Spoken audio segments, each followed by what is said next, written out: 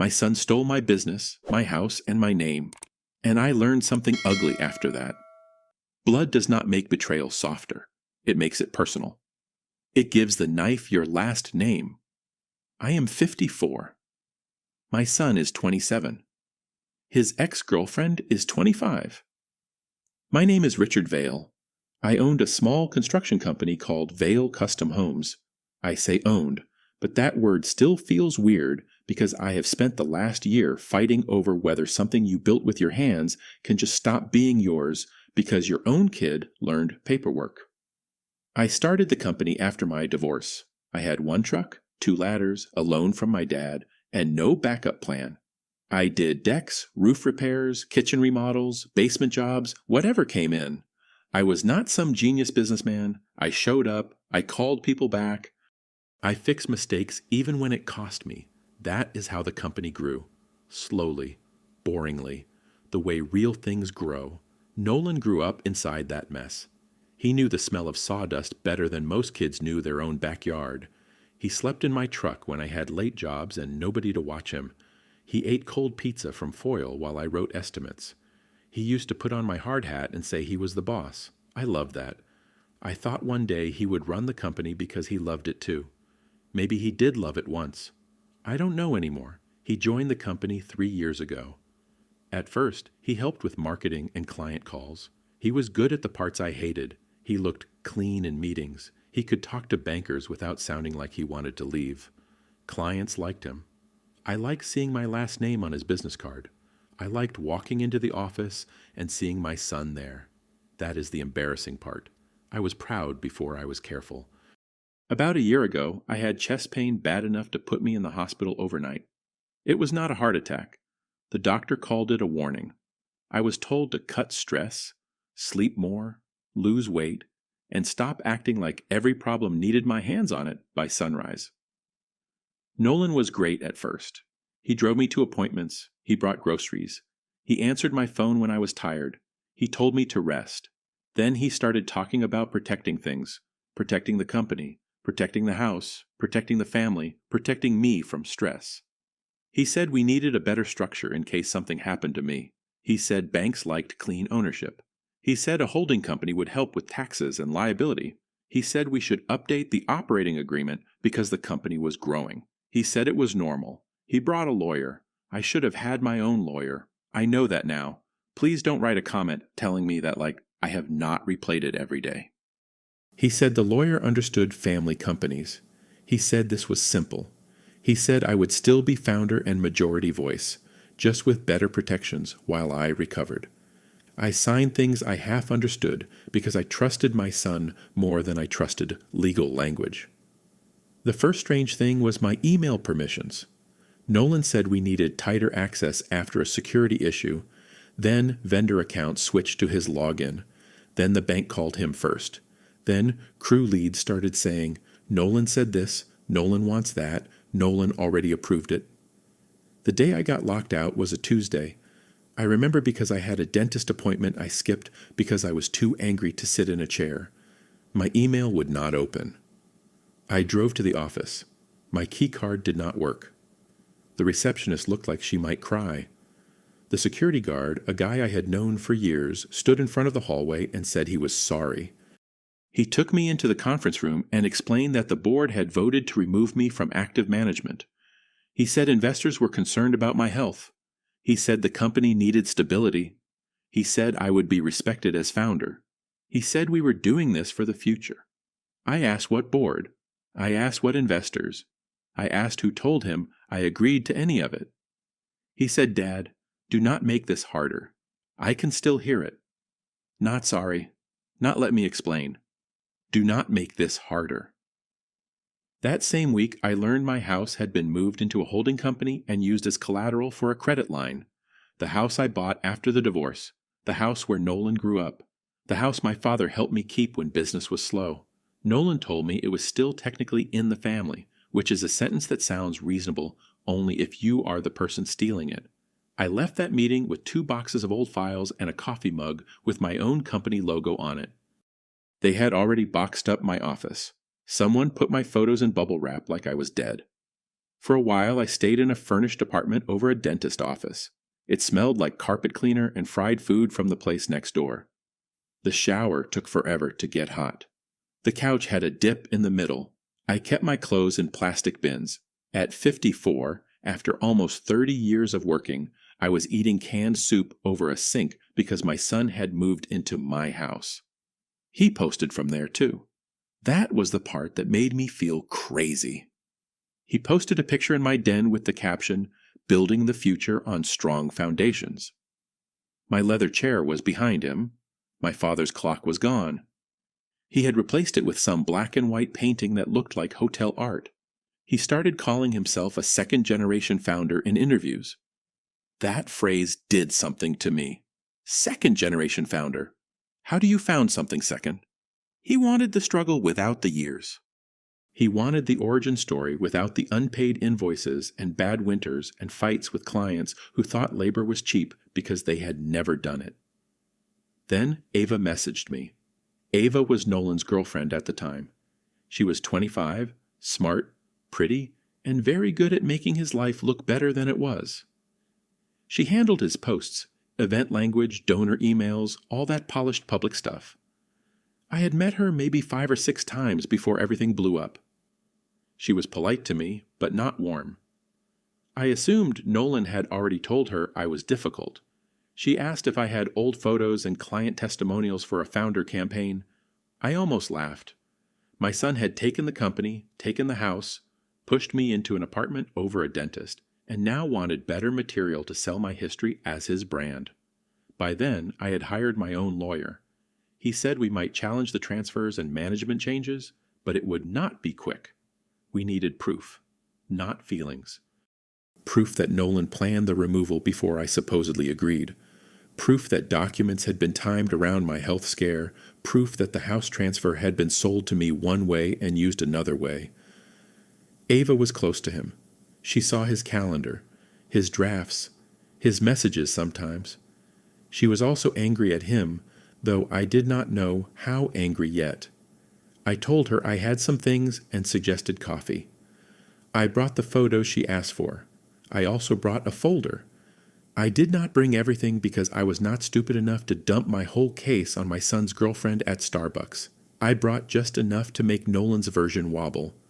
One old photo of me framing a porch in 1998. One client letter from before Nolan was old enough to shave.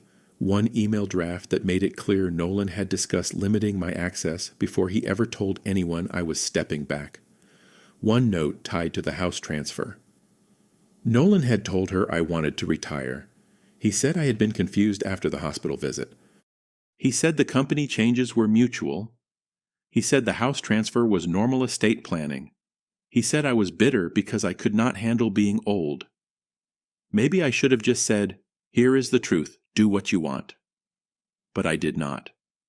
I watched her face and I saw the opening. I hate admitting that, but I did. She was not just learning that Nolan lied to me. She was realizing he had used her to help tell the lie. Every caption she wrote, every donor email, every clean little phrase about legacy and growth, it had been part of covering up what he did. That mattered to her. Pride matters. Being made a fool matters. I did not ask her for anything. I asked what she thought. I listened. I let her get angry without telling her to calm down. I did something Nolan apparently never did, which was give her room to be smart. After that, she started messaging. At first it was documents. "Do you have the date for this?" "What did this phrase mean? Did you know about this account?" Then it became Nolan. She told me about Austin, where he had stayed an extra night after a conference and lied badly about why. She told me he used her ideas in investor decks and called them teamwork. She told me he introduced her like a future wife when donors were around, then treated her like an assistant when they were alone. I did not create those wounds. I used them. I started answering in a way that kept her close, not flirty at first, just direct. I told her when her instincts were right. I told her which parts of Nolan's story did not match. I noticed her work. I said her wording had carried half his public image because it had. I remembered small things. I was not lying, but I was choosing what to give her and when. She came to my apartment because I said I had more paper files there. True. I also knew the apartment would tell a story without me saying much. The bins of clothes, the cheap table, the company files stacked beside a rented couch. The old man pushed out of his own house. I let her see that because I wanted her anger to become personal. The first time anything shifted, we were standing at the little table. She had just read a message where Nolan joked with someone about keeping me away from documents until after the vote. She went quiet in a way that scared me a little.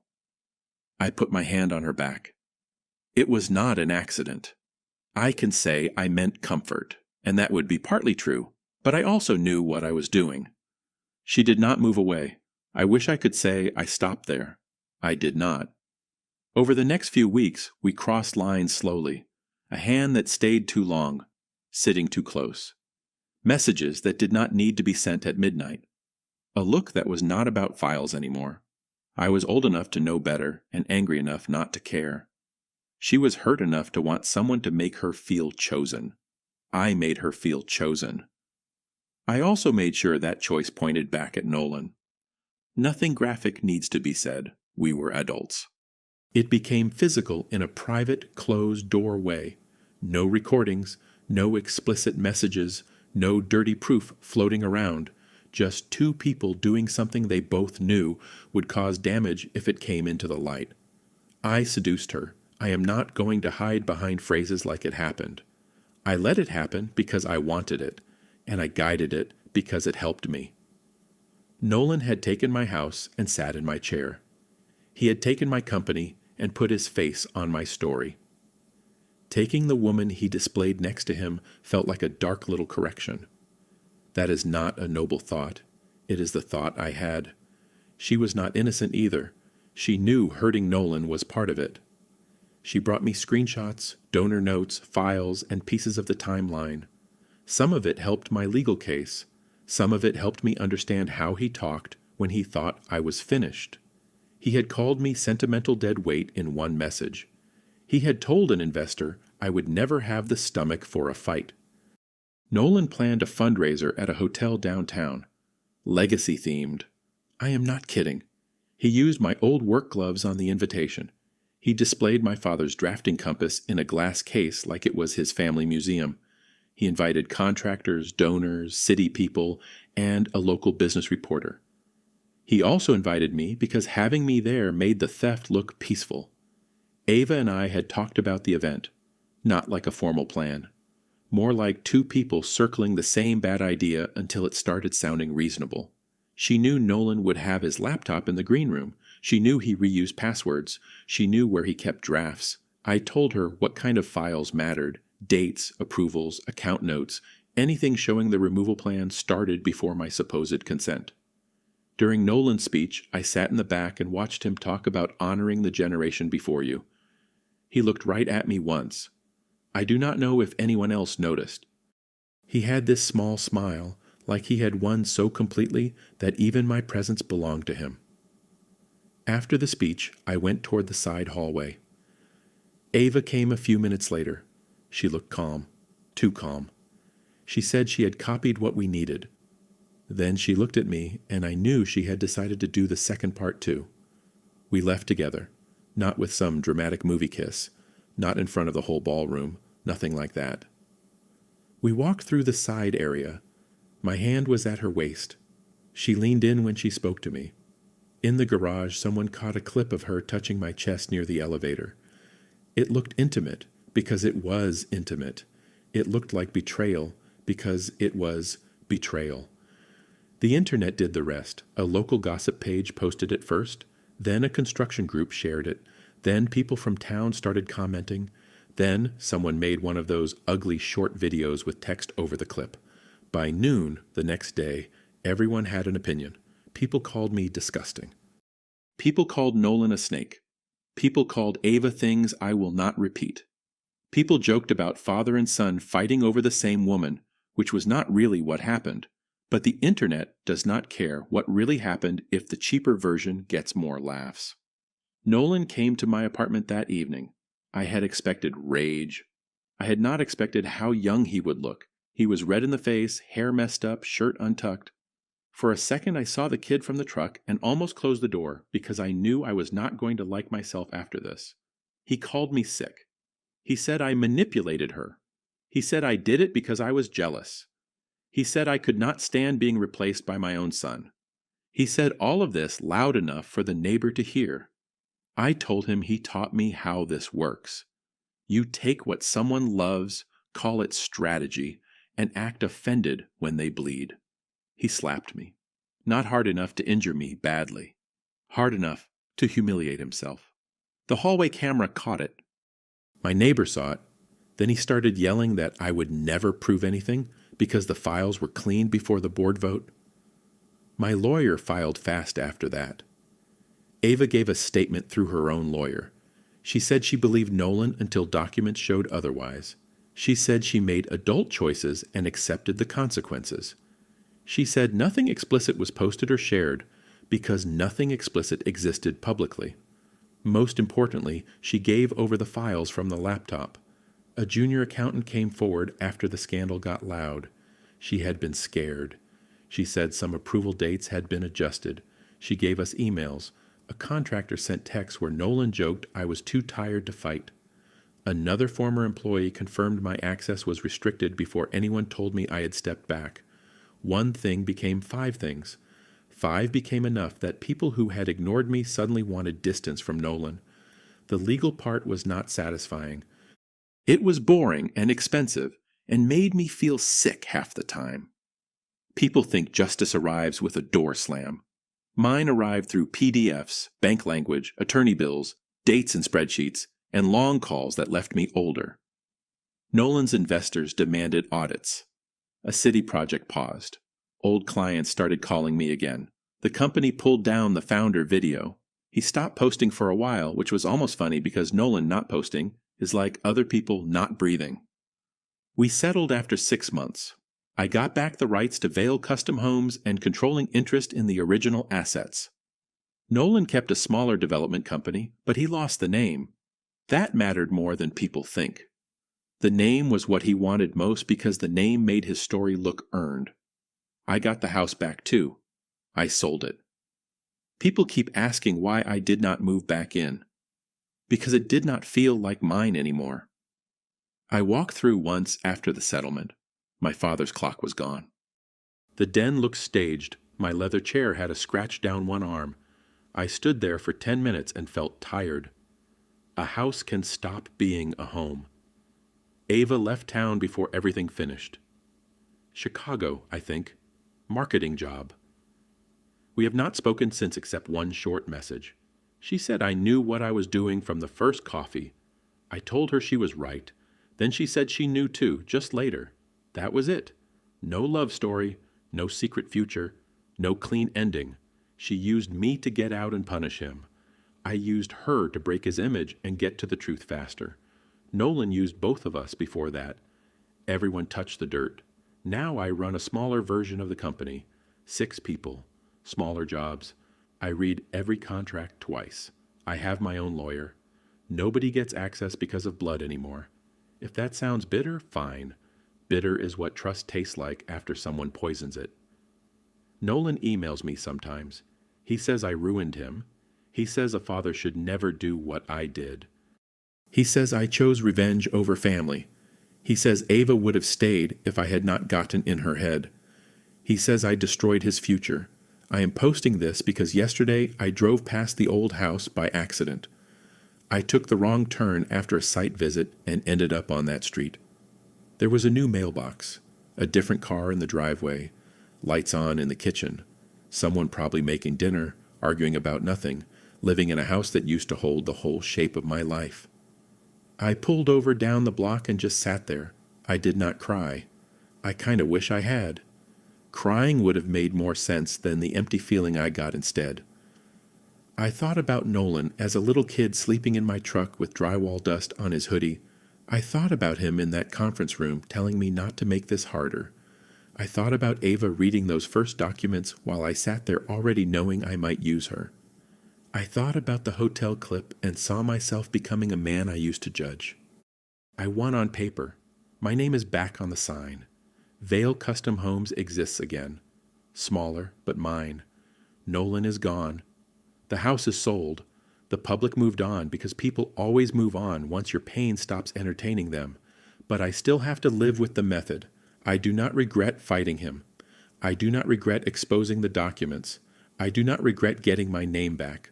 I do regret how easily I turned another wounded person into leverage. I regret that some part of me enjoyed making Nolan feel small. I regret that for a while revenge felt cleaner than grief. If you are reading this and you have a family business, get your own lawyer. I do not care if it is your son, daughter, brother, wife, whoever, especially if it is them. Love people at dinner. Use documents at work. Keep your house separate. Keep access limited.